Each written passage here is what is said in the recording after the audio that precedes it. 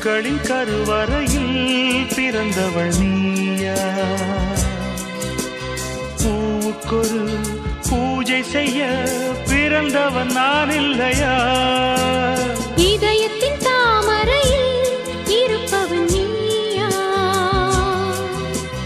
தாமரைக்குள் வீடு கட்டி தந்தவள் நான் இல்லையா? ஓடோடி வந்ததால் உள்மூச்சு வாங்குது. உன் மூச்சில் அல்லவா என் மூச்சும் உள்ளது.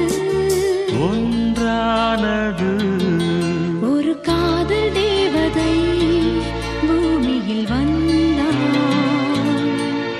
ஒரு காதல் காவியம் கையோடு தந்தாள்.